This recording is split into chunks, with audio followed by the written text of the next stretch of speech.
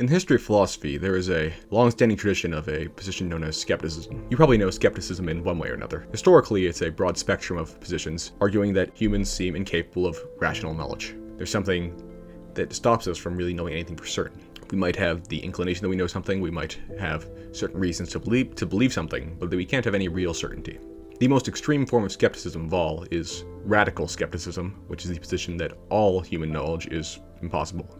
You can't know anything rationally. You might have some inclination or some belief about the world, but it can't amount to any real knowledge of what's true or not. In the history of philosophy, this position is best known in association with David Hume, who was a 17th century Scottish philosopher. Hume introduced what's known today as the problem of induction in its modern form, though it's been known for a long time. Essentially, this argued that there's no rational way to know anything through the inductive method, that is, through experience and through inference from what you've observed and so on. Although his position was incredibly radical, it's had a profound impact on all of Western thought to this day. Many people today subscribe to some sort of Humean idea of knowledge. One way or another, we're convinced that we don't really have true rational knowledge of what the world is like. We only have a probable or possible understanding of the world. Now, with how influential that's been, it's very important that we dive a bit deeper into these ideas and think about what it is that justified them, what it is that led to them, and perhaps how it is that we can critique and get past them. Hume's argument for this sort of radical skepticism proceeds as follows. He starts off by arguing that we need what is called the principle of the uniformity of nature, which is this idea that future events will typically resemble past events. So, for instance, we've seen the sun rise every day in history so far. So in the past, the sun's always risen. Therefore, in the future, the sun should rise again. This is obviously necessary to make any sort of empirical or experiential observations. If we want to say that our experience tells us something meaningful about what the future will be like, we need this law.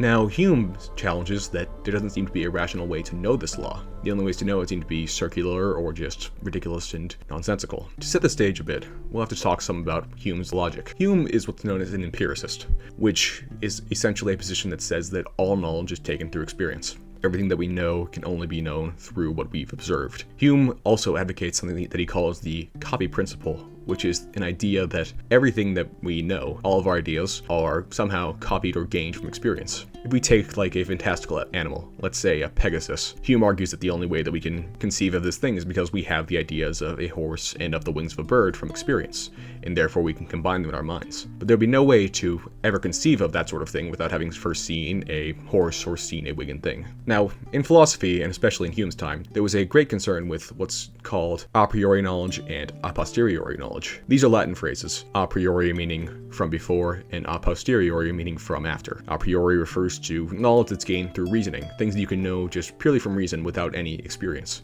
For instance, something like a mathematical equation. You don't need to experience or experiment to know that a math equation is true. You can simply from reasoning prove that it is so. Now, in contrast, a posteriori knowledge is something that can only be known from experience. For instance, it's impossible to know purely from reason that gravity exists. You can't just, knowing nothing about the world, prove that gravity exists. You have to experience it and go through it and see things falling, and therefore prove that there is some sort of force that we can call gravity.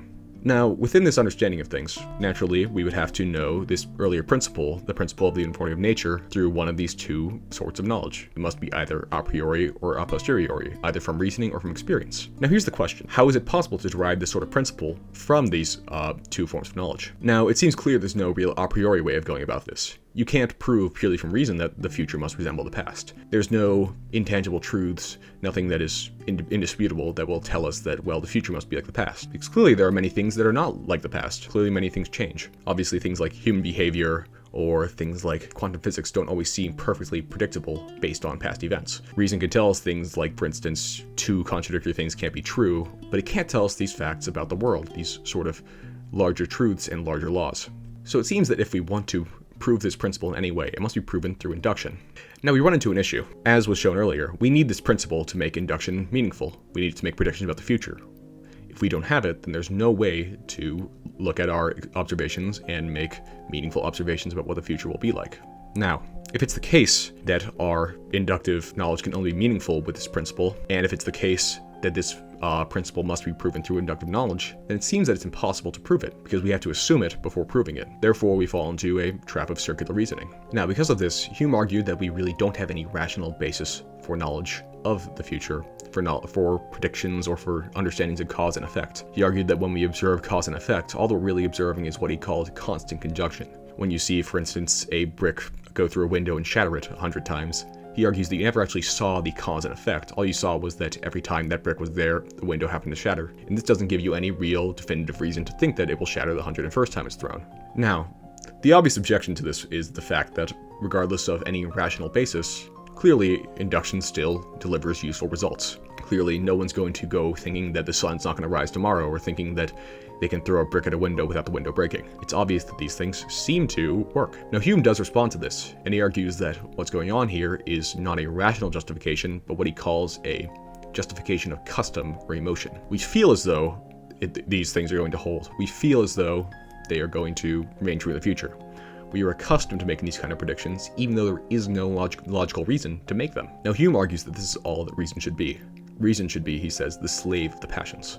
Ultimately, reason is just a tool for the passions. He argues this a similar thing in ethics, where he says that ethics is more or less just an emotional matter. We essentially are guided by our feelings, and we try to come up with rational ways to justify those typical customs or emotions. Now, in the world of philosophy, this has made Hume something of a great villain. Many different philosophers over the years have tried to counter him and prove that there is possible knowledge. The great German philosopher Immanuel Kant developed a system in reaction to Hume. There's an old saying about Plato from the English philosopher Whitehead. Whitehead said that the safest characterization of all Western philosophy is a series of footnotes to Plato. But I think that, in many ways, the last 200 years of philosophy have been many, many footnotes to Hume. Regardless of where you're starting from, it's very hard not to respond to his skeptical position. We have to answer these questions and say why it is that knowledge is rational. And we see that even in normal everyday life, we often have to take positions on these questions. Normal people have to ask themselves, why is it that I can know this? Why is it that I can trust my reasoning? What is it that leads me to believe something? Sometimes these questions might seem alien or pointless or somehow divorced from experience. The fact of the matter is that these are questions that are answered and really urged on by everyday living. These are things that we all have to deal with in our own ways. We can choose to simply ignore it and move on, or we can choose to take the bull by the horns and really try to combat these questions and find the real answer. If there's one real lesson from Hume, I think it's simply that we cannot take what we know for granted. We can't just assume that we have a real rational basis for these things. There are many different answers to Hume's question, many different approaches to try and prove him wrong. Many of them are very difficult and take quite a while to go through. I once had a college professor who called Hume the greatest sophist because he made a problem just so long and so difficult that most people got too lazy to answer it. Now, there is no easy answer to these questions. There's no way to vanquish Hume in the span of 30 seconds. But there are certainly ways to respond to it. There are ways to try and approach these problems, ways to try and prove that our knowledge has a rational basis. One of the great tasks of philosophy is to simply take these problems head on, take them on consciously, not to simply take them for granted, not to simply ignore them or dismiss them. None of us can afford to simply ignore these questions. One way or another, we have to respond to these so-called villains of philosophy. Though in a sense, they really are the heroes who are showing us just where we have to go. Thank you for watching. We hope you enjoyed. If you did, please subscribe. And if you're looking for more content on philosophy, happiness, and meaning in today's world, please subscribe to our Substack for weekly articles on all these questions. Thank you again.